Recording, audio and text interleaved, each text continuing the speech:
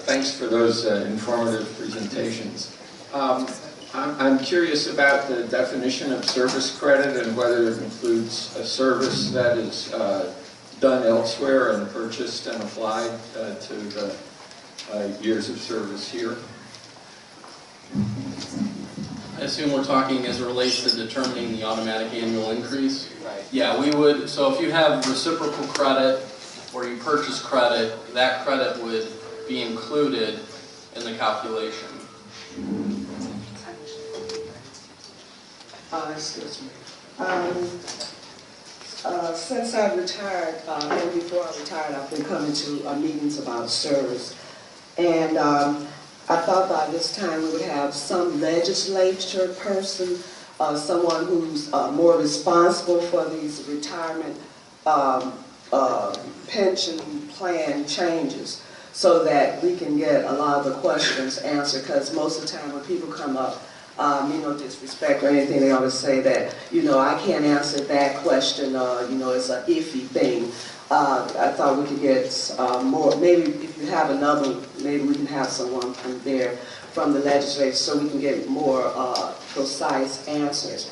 And also, I just like to know what they mentioned, with the slide, all the sacrifices that the retirees plus the current CSRS and other plan employees will have to make. But what sacrifices will the state be making? So I think this is where the CSRS person is protected by their job. They can't make statements, but I'm protected by me, and I'm more than happy to answer. Personally, I want increased revenues that affect everyone in Illinois. I think it's desperately unfair that it's just the state employees who are suffering this burdensome load. And I talk to my politicians and try and persuade them to hear me. So that's one thing. As far as the legislation goes and the timing of that, nobody knows the answer.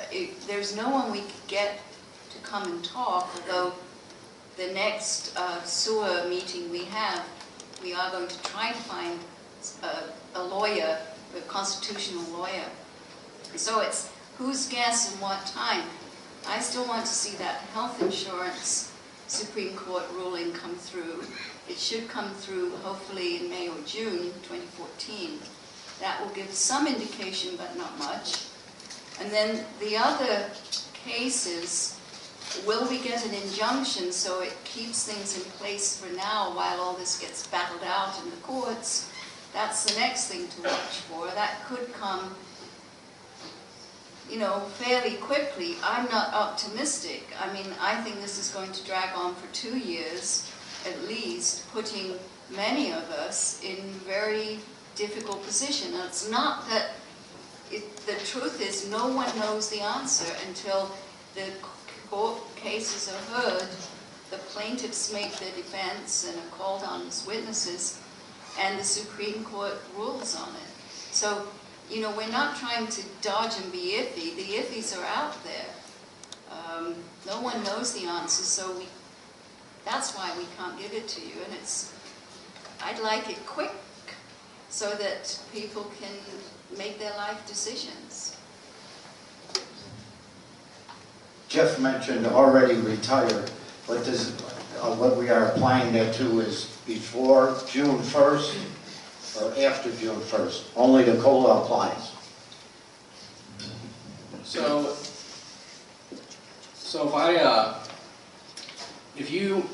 let me answer it this way. If the goal of a member is to avoid the change, every change provided by this law, it would behoove them to retire before June 1st, the effective date. I guess that's the best way to answer. Only the COLA would apply. Correct. Yes, sir. One more question. With this $1,000 CPI or whatever it is for the adjustment on the COLA, is there something to do with Social Security and another number of 800 or something involved in this? Yeah, so you're probably hearing that number referenced as it relates to SERF folks that are covered or actively covered under the state employees retirement system that are coordinated with Social Security. As we all know, if you're actively covered under SERS, you're not you're not coordinated with Social Security for that service. So that 800 number applies only to those SERS members that are coordinated with Social Security, and that reflects about 2/3 of their population. Okay, not Social Security recipient from another job. Yeah, Thank I you. mean, some of these legal suits are going to have to address Social Security. The state promised and were allowed to opt out of Social Security by giving us an equivalent plan. Social Security and this Tier 1 cap are now lined up, but Social Security benefits have a CPI, and ours now has this odd years, percents, cheat you program. Thank you for your presentations. My question is for Jeff, which is for Tier 1 retirees, people who are not yet retired, will sick days still count toward service years? Okay, and I'm glad that question came up because that's something I wanted to cover in my presentation, but because I have a tendency to ramble on, I went over the time I set as a goal. But so there is some confusion out there. Part of the bill did eliminate the ability to convert unused sick time to service credit or to convert pay for unused vacation days to final rate of earnings. Those provisions only apply to members who first become members of the system on or after June 1st, 2014. So everybody that's already in the system, which I assume everybody in this room, you will still have the ability to convert such sick time or vacation pay to your benefit structure. Do SER members have the opportunity to switch their packages now? If you're traditional, could you be portable, or can you do self-manage at this point? Since our landscape has changed from the agreements that we made 10 or 15 years ago, do we have that option to change? Unfortunately, you do not have that option. Once you make an election, you're bound by that election. Now, however, let me kind of switch paths here. This law does allow for a member, an eligible Tier 1 member, to opt into that optional defined contribution plan. But if I'm a traditional plan member and I want to opt into portable or the current self-managed plan, I don't have that option. I don't have that option before the law change nor after the law change. And actually that leads me to another point. A common question theme I was reading when I was preparing for this presentation was, is the self-managed plan impacted, the current self-managed plan? And the answer is no. Senate Bill 1 did not alter in any way the self-managed plan available under CERS today. First of all, thank you very much for your presentations. I have two questions. One is with respect to reciprocal systems. If you're eligible to buy back time in the reciprocal system, but you haven't done so yet, will that change the calculation of how much you will have to pay for that buyback? And then the second question is, if you've contributed to Social Security and have enough time in Social Security to collect Social Security as well as a pension, will changes impact the windfall elimination provision calculation of how much you are in Social Security? Thank you. So to answer the first question, for folks that want to purchase credit, this is actually good for them because it changes the effective rate. With the assumption that, if for whatever reason interest rates really start to rise, that 30-year U.S. Treasury bond rate starts to rise, it could exceed the status quo effective rate. But for all intents and purposes, at least in the short term, I would say that you're going to get a little bit better deal. if your goal is to purchase service credit as it relates to this bill. As far as the second question is concerned, of course, the windfall elimination program or provision is under federal law. Nothing changed that, but essentially, and of course, to determine the amount of your Social Security benefits that are reduced as a result of one collecting both a government pension and Social Security benefits, essentially for the windfall provision, nothing will change as it relates to determining that amount of the reduction under WEF. Now, there's the government pension offset, which applies to folks that are collecting a government pension and Social Security survivor benefits. That amount technically will change to the member's benefit because the amount of the reduction to Social Security survivor benefits is based upon your government pension. So essentially your government pension is reduced. In essence, the offset as it relates to the GPO will also reduce, if that makes sense. This is another one for Jeff.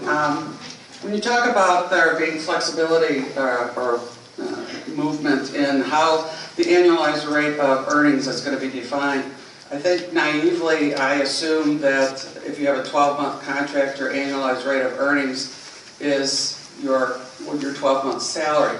But when you talked about it being possibly defined based on academic year, does that mean that they would try to reduce it to a 9/12 versus a 12/12, or I'm just a little concerned that that there's flexibility in how they're defining this. Usually that means a bad thing. Well, under the Illinois Pension Code, it actually means a good thing, because the courts have ruled if there's ever uncertainty or ever any gray area as it relates to plan design provisions, we actually have to err on the member's benefit.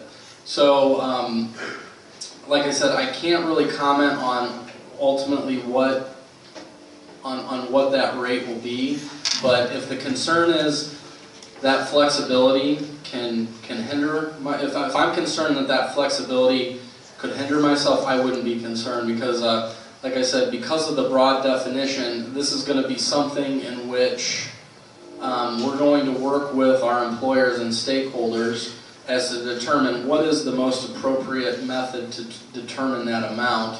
But because of how the courts have ruled in the past, since there is gray area, technically we have to err on the side of the member's benefit. And my second question is about the money purchase formula. I'm a little confused because I tend to glaze over with all the effective rates of interest.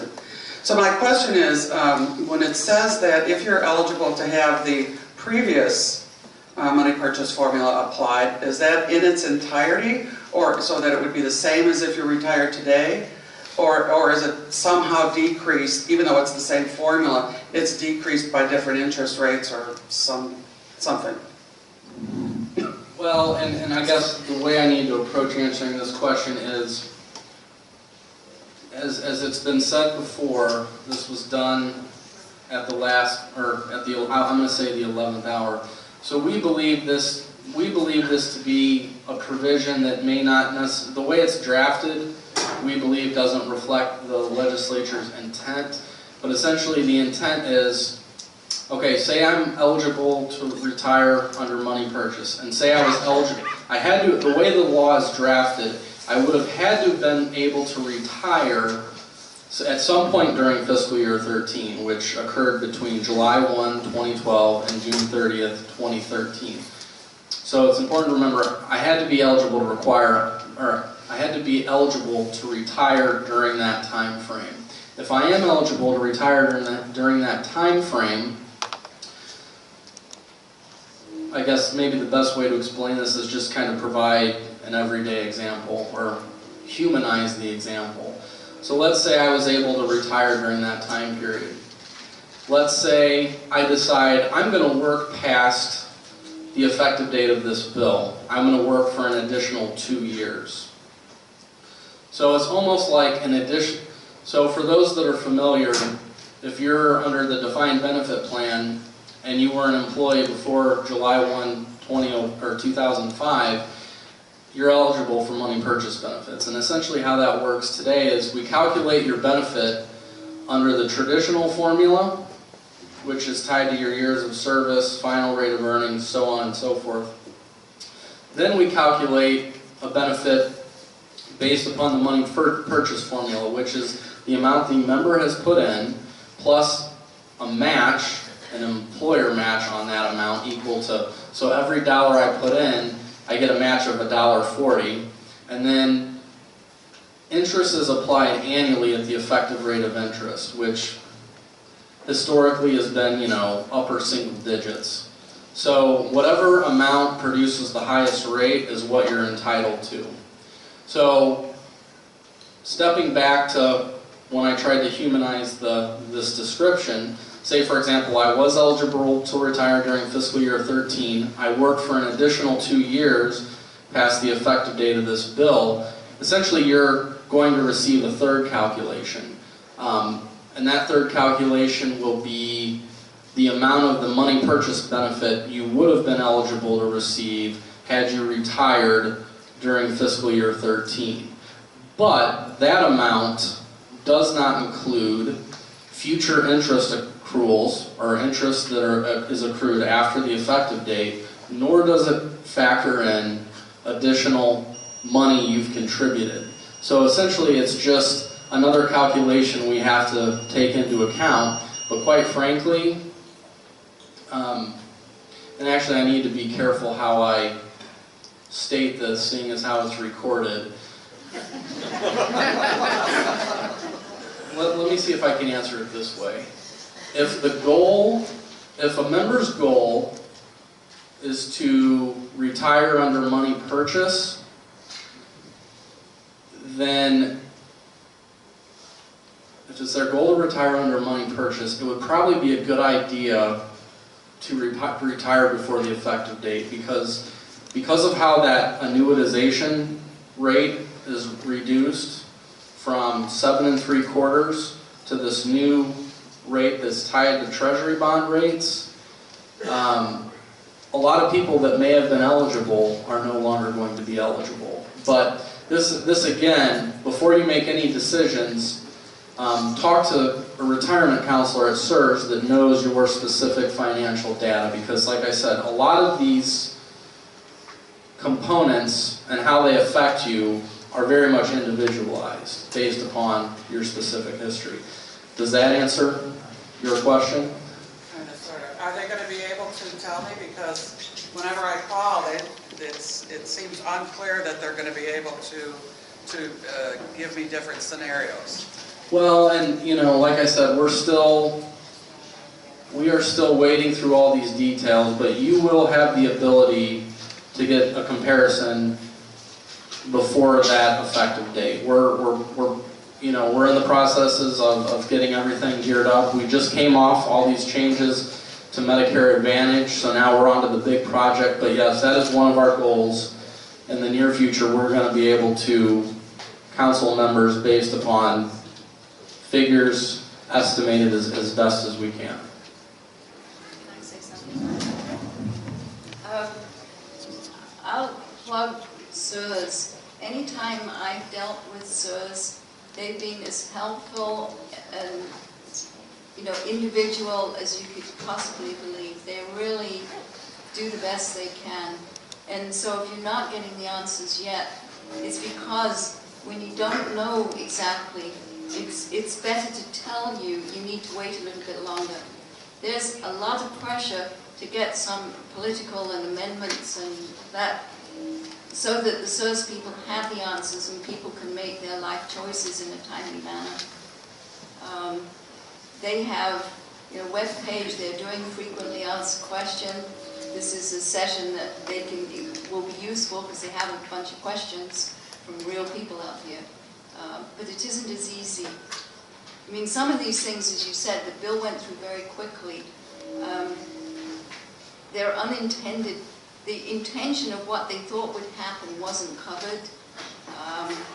There's some other ones, the calculation of peak earning years and that theme on the final year, and how does that impact someone who earned more money, you know, they had a research grant or a special project or administrative position, and then step back to faculty. A lot of the law assumes that the earnings, the maximum earnings of the last year, which isn't always true, and that makes some difference to some people as well. And those things were not thought through when the bill was passed, I know.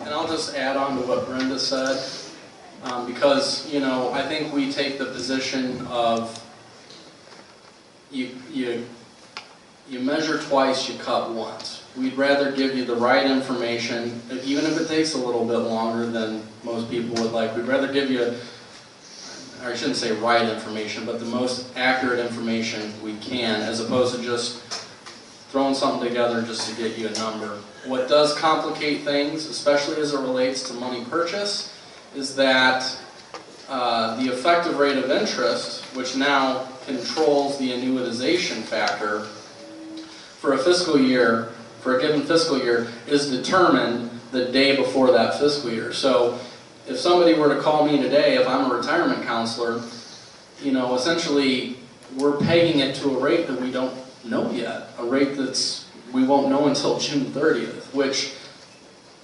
because of how the effective date of the bill was structured, is one of those areas that I think all the retirement systems would like to clear up, to where we can manage it in a way that's easy from the system standpoint as well as our members' standpoint. I may be asking you folks to answer the same question twice or 3 times, but it does pertain to money purchase.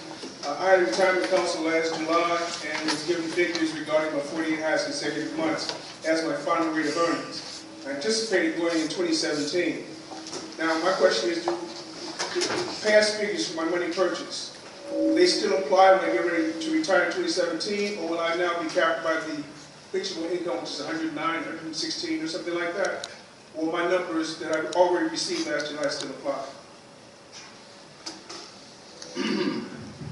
So, let me, is the question, okay, I got confused there. I may have to have you answer. Retirement council last July. I was given 4 different scenarios, and based upon my 48 highest consecutive months, I was provided a final rate of earnings, which far exceeds the 109 pensionable cap.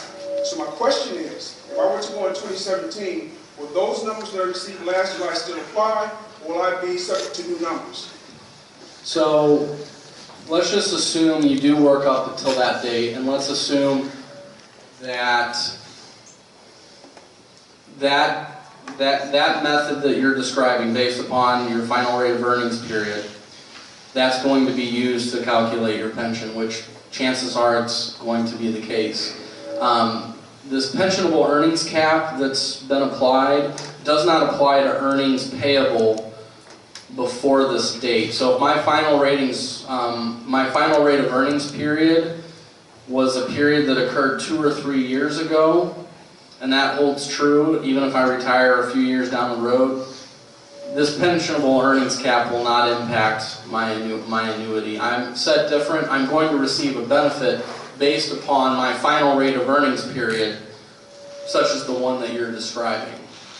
This cap only applies to periods of service that occur on or after the effective date of this bill, June 1st, 2014. Thank you. That was the answer to my question. Thanks.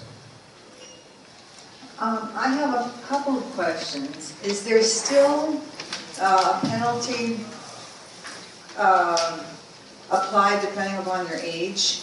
Like if you retire before 60, you're penalized a certain amount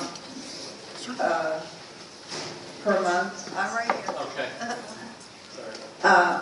Is there still an age penalty? Yes, the age penalty, I believe if you retire before age 60, you're subject to a reduction of 6% per year under 60. That still applies. And all the health insurance changes, they're set. it doesn't matter whether we retire before this date or 5 years from now, we're still going to be subject to the same changes in the health insurance plan. Yes, I mean, the difference with the health insurance, if you're Medicare eligible, everything changes when you're 65. You have the Cigna plan or the general plan at retirement until 65. If you're Medicare eligible, which you probably will be, then you move to the Medicare Advantage plan as of today. Who knows what it will be in the future? But, And the deductions go accordingly, Medicare eligible or not. so what is the difference between that way and the way it used to be? Because I always thought that once you became eligible for Medicare, that you had to use Medicare. Okay, so it used to be that before you were Medicare eligible, the annuitant got free health insurance and paid a group plan for dependents. And then when they got to Medicare eligible age, they were required to pay Part B, and they still are. So it's a shock to many retirees to get to 65 and find that the feds were taking $100 a month in Medicare Part B premium. That has not changed. What's changed is the percent of your pension that you pay into the health insurance coverage. So before Medicare, it's 4%. When you stop paying Part B, it drops to 2%. I'm sorry, say that again? What it was before, what's 4%? It doesn't really matter what it was before, unless that Supreme Court ruling goes against it, and then we'll go back to free health insurance for retirees until age of 65, at which point they pay Medicare Part B, and, you know, that was the free plan. Now, coming July 2014, you'll be paying 4% of your pension until you're Medicare, paying that Medicare Part B, and then you'll be paying 2% of your pension. So it's a big cost. Just to follow up on that, what happens if you're Medicare eligible, but you have a dependent that's under 26?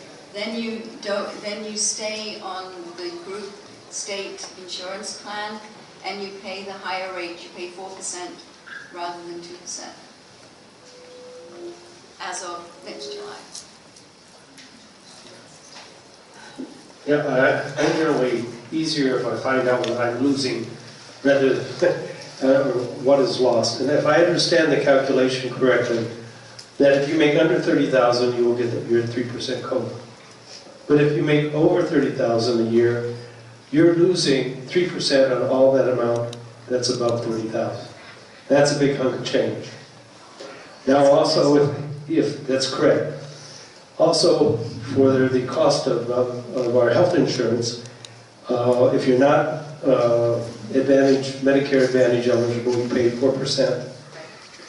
And then after you become Medicare eligible, it drops to 2%. But at that rate, it might even be cheaper to go out on the federal exchange and get some sort of Affordable Care Act insurance as your supplemental, or it may even go to AARP and get your supplemental, then deal with this. The only advantage is that this is free. Well, it's not free anymore. No, but if it were free. Affordable Care Act is for under 65s. Once you hit 65, you're presumed Medicare eligible, and the Affordable Care Act doesn't apply.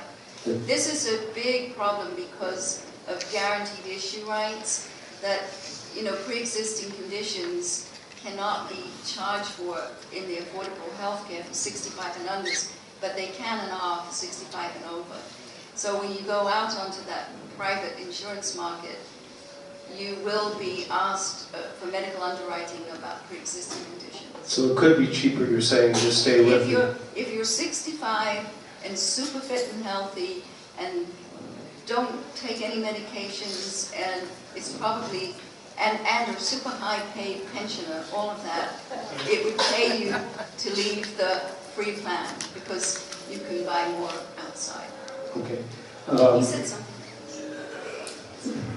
Can I follow up on a statement you made? You made a comment about $30,000 and 3%. Was that as it relates to this AAI cap, or this new AAI formula, or was that as it relates to healthcare?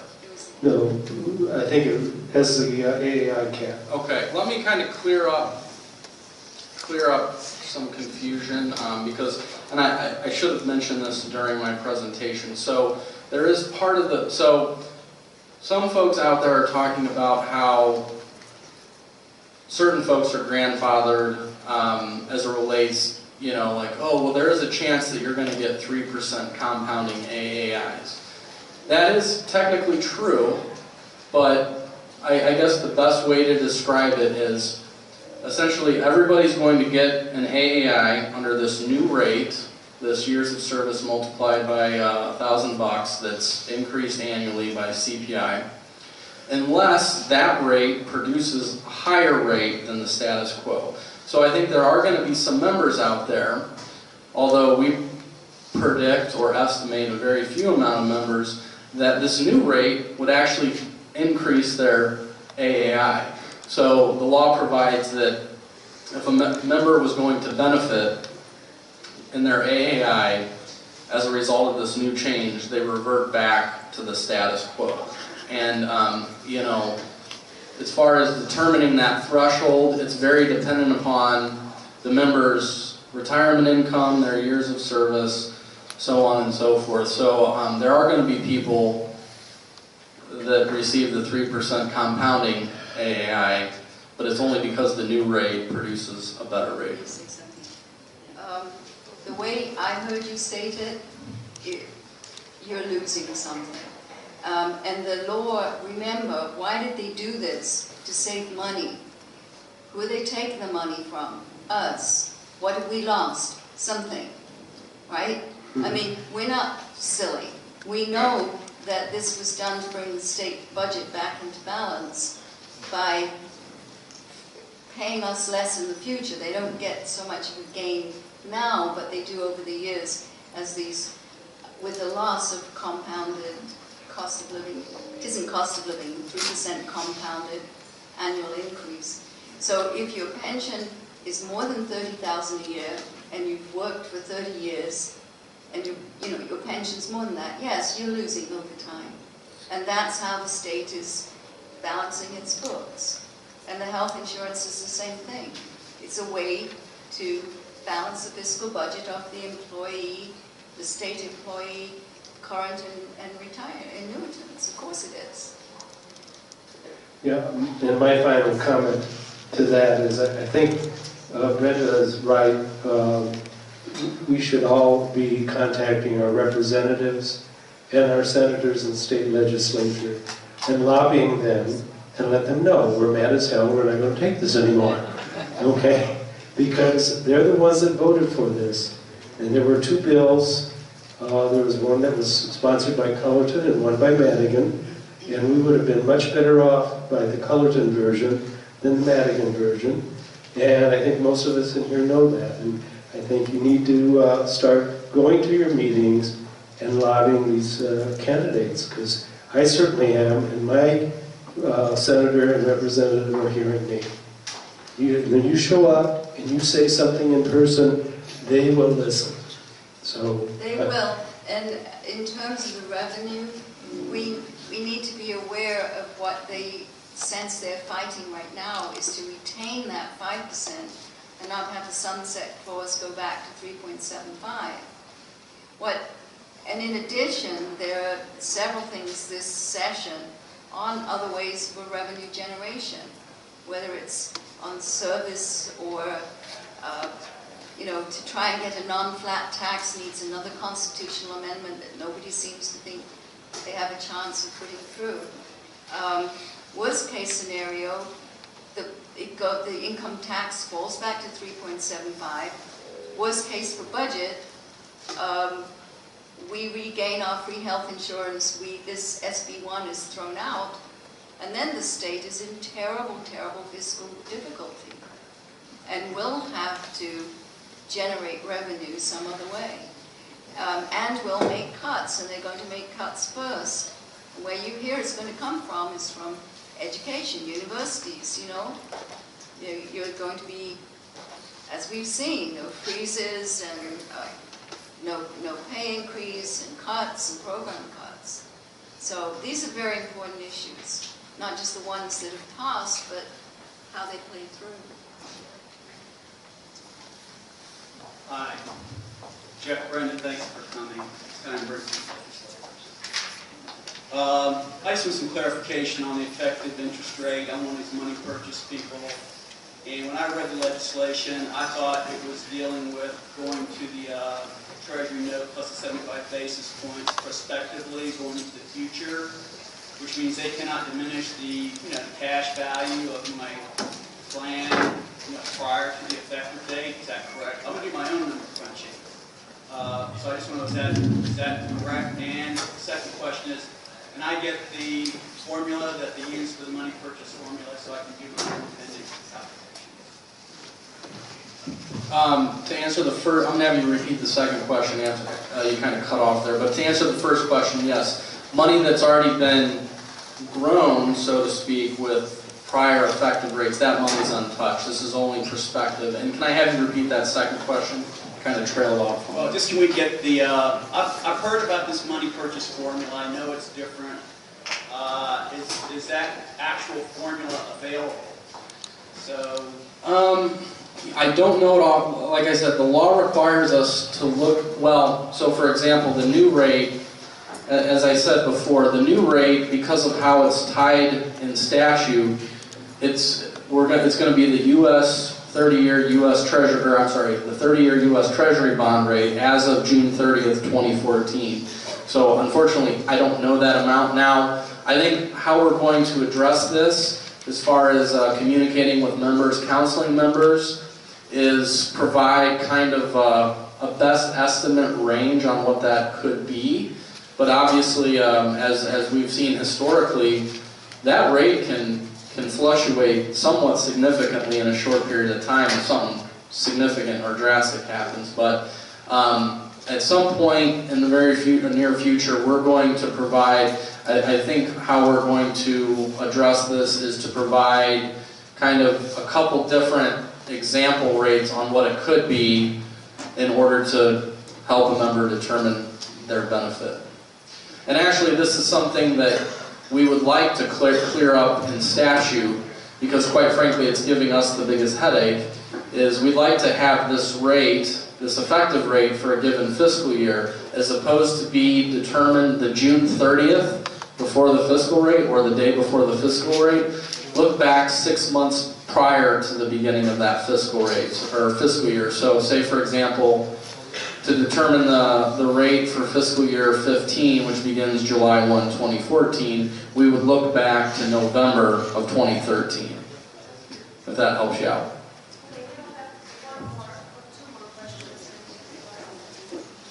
Hi there. I'm an HR person and I'm trying to kind of determine what the impact might be to my department. And I have a fair number of people who are retirement age who are at or over the cap.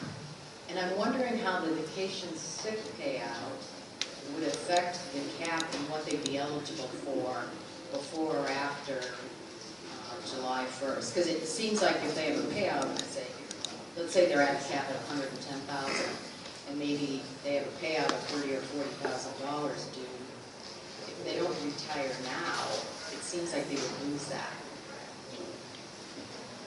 Well, and you know, as I mentioned before, unfortunately, I can't tell you all the different factors or the exact formula used to derive the annualized rate of earnings today.